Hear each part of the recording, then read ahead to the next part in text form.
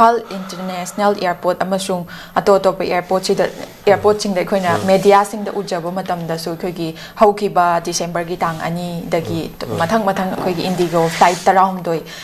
cancel torakpan ga mari lainana tangdu leita da ba charang na ba dagi passenger sing da tongan ba wa ba kya ma thengna khibagi khoi tongan ba news sing da dum u khraba gi matungda haijaba tare Imphal International Airport sidagi fongdor pa wafam da dugumba charang na ba leram bado pare ko khalle haiba wafam ka report am yauri bu za pau sida adu sumaina thokli ba charang na ba nungai ta ba phibam se sije phana ba aduga kari tawba yai aduga Imphal International Airport na lokhalakli ba khongthang sida di za kari wafam di thambi ai si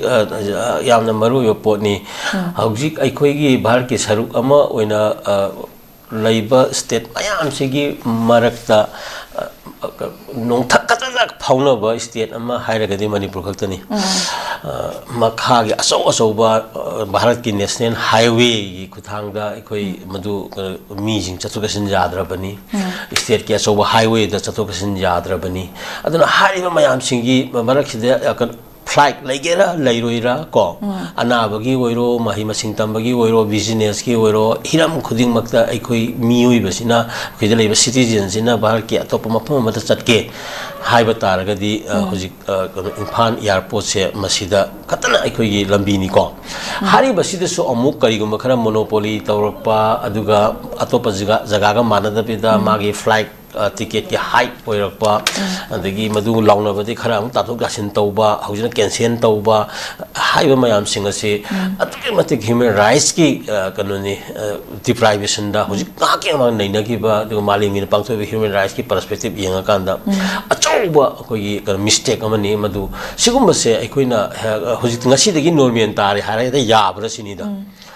ngarang final parikha mi UPSC ki natraga horo MCS kari exam thaga do final oiramadi adugi hakti kari no aibale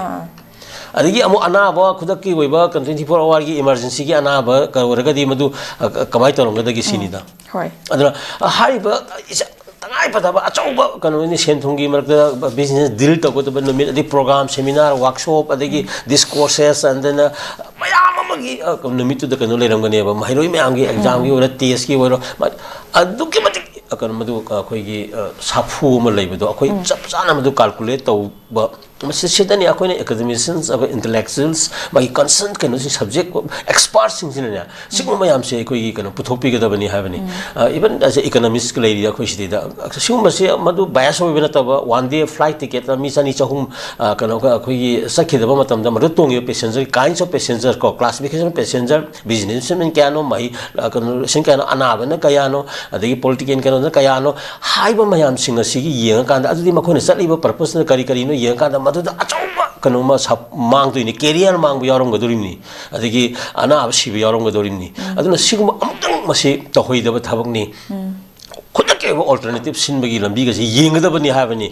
kanu delay bauda yadi haribani maramdi kanu ni matam maisi ngasi ibani na 8:30 dagi wari chanari ji rimatam loidoram ni punghai ma haurabani punsida mona laro do pone habani ai live ta sigi matam ji khangna thabak to leibak sing chakhali bisi ko aduna si yamna line logum si makha tarakpada khoi gi di hek pamdaba thodok sina nungti gi tawgani aduga tek thokpaga na matung thoktana ba apin tawjeri hara dum loisaleba adu masi concern oibiu haibani da loimak to oimina ji haibani maramaduna airport si yamna kanoni airport authority of India se leidina magi main purpose magi main work si akoina development ko airport ki development laiba nari traffic management tawba operation tawba the commercial activity tawba hariba main magi airport authority of India ki main manga truk laibasi da horiksi commercial activity da ung laira kanam tawreba development jo tawdre adagi magi traffic management ki kari gi adagi magi operation gi mo tawsina mo attention tawdre hada kamaina fi akano je mai mamanji kamaina khara haigal hagudagi kama tawdagi ga haiba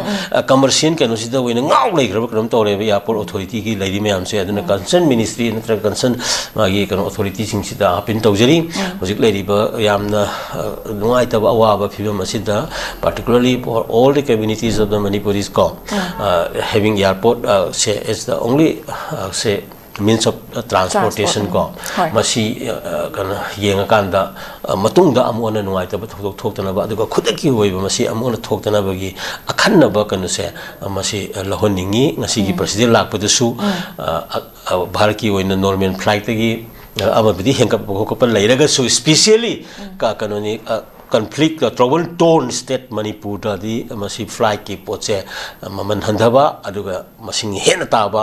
madu compensation government of india na kana puthokpa haibagi wafun sibo ya appeal tongningi ko